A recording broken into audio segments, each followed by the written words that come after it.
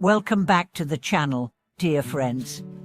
I'm so honored to have you here again, especially for today's exploration, a journey not just of philosophy, not just of belief, but a journey that reaches into the very center of what it means to live, to die, and to be reborn.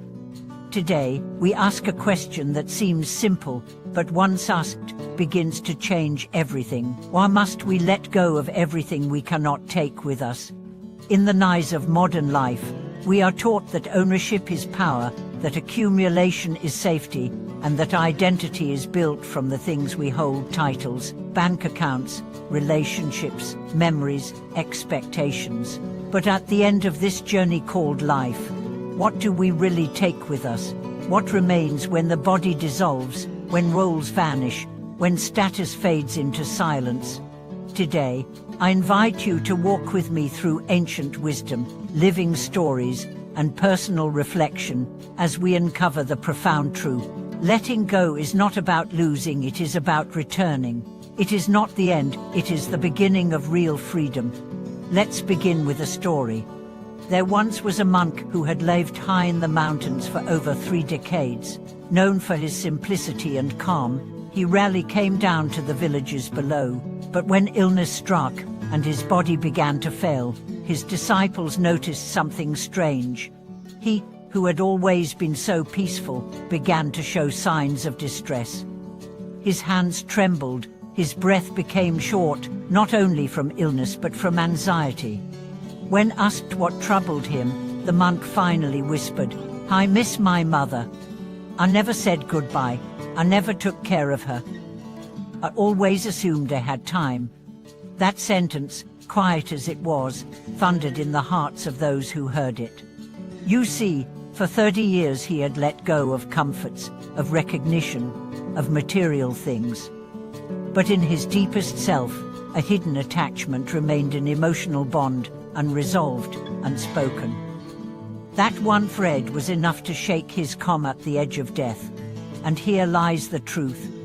Letting go is not just about releasing the obvious. It is about finding every place within us where we are still clutching, still resisting the impermanence of life. It's the invisible threads that tie us to suffering, the regret, the guilt, the fantasy of control, the idea that we must complete everything before we die. But we can never finish life. We can only participate in it fully and then surrender it freely. Another story. A woman named Mai had been a teacher her entire life. Respected, loved. She shaped generations. But when cancer came, she panicked, not about the pain, but about her legacy. Who would remember her? Who would carry on her work? Her daughter sat by her bed one night and asked, "Do you remember the name of your grandmother's teacher?" Mai was silent. She shook her head. Her daughter smiled. "Yet that teacher shaped your grandmother, who shaped you, who shaped me." In that moment, Mai wept, not from sorrow, but from relief. She realized legacy is not a statue. It is breath passed on through hearts. We do not have to be remembered. We only have to be real. This, friends, is letting go. It's not about disappearing. It's about dissolving the illusion of control, of permanence, of self-importance. In the Pure Land teachings, the path to rebirth in the Western paradise is not paved with gold. It is paved with surrender. Faith, inspiration, and practice, yes, but all rooted in release. The great teachers have always said, you cannot bring attachments into the Pure Land. You cannot carry regret across the threshold of liberation. So let me ask you, personally, what are you holding right now that you know you cannot carry with you when you die? Maybe it's a resentment.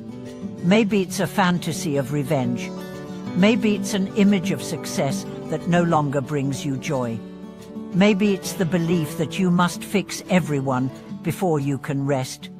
These are the bags we carry into the river of death, and the weight is what makes us drown. Now imagine another picture. You're crossing a river in a small boat.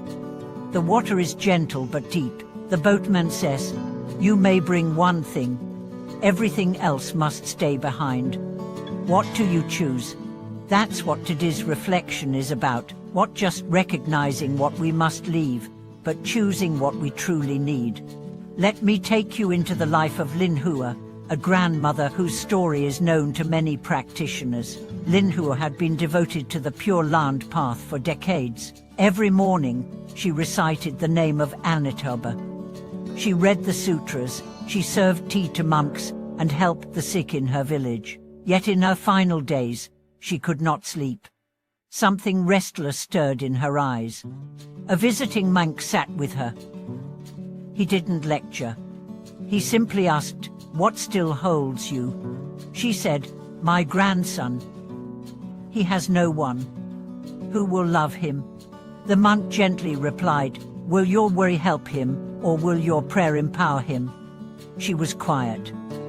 The next morning, her breath was calm. She chanted softly, "I leave him to the Buddha." That night, she passed smiling. We do not abandon love when we let go. We give it fully and then trust its echo to continue beyond us. This is not detachment. This is deep trust. It is trusting that the universe has hands bigger than ours. It is trusting that the Dharma does not need us to push it forward, it flows where it must. It is trusting that those we love are held not only by us but by life itself. Letting go is the final form of love. And how do we prepare for this kind of surrender? Not at death, but every day before it. Let go of a grudge. Let go of needing to be right. Let go of needing your children to fulfill your dreams. Let go of the fear that if you stop controlling, everything will fall apart. Because here's the sacred truth: life never belonged to you. You are not its manager. You are its guest. Your job is not to secure it, but to savor it. You were never asked to master every outcome, only to meet every moment with integrity. That's what makes you ready for death, not completion, but clarity. Not perfection, but peace. And now, if you will, let's turn inward. Close your eyes, wherever you are, breathe once, and ask gently, "What am I still holding?" And then whisper to your heart, "It's okay. You can put it down." You don't have to be everything. You don't have to fix everything. You don't have to carry everything. You just have to be here, now, willing to live truthfully and to die trustfully. When the final moment comes, and it won't ask, "Did you succeed?" It will ask, "Were you present?" It won't ask, "Did you win?" It will ask, "Did you love?" It won't ask, "What did you bring?" It will ask, "What did you let go of?" So let that be your prayer. Let that be your practice. Not one day, but today. Because the truth is, rebirth does not begin when you die. Rebirth begins the moment you stop clinging and start flowing. When you release the baggage of your past. When you open your palms and say, "I surrender to the sacred mystery." When you trust that what leaves you is making room for what is meant to come. And that, my friends, is where eternity begins. Thank you for staying with me through this journey. I know this topic touches something deep, something sacred, and I honor your heart for walking through it with such grace. If this video resonated with you, please take a moment to share in the comments, what are you letting go of? What are you ready to trust?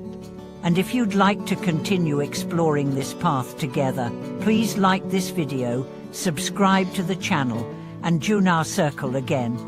Thank you for watching this video. May peace find you in every letting go. May freedom greet you in every breath. And until next time, live gently, love deeply, and let go freely.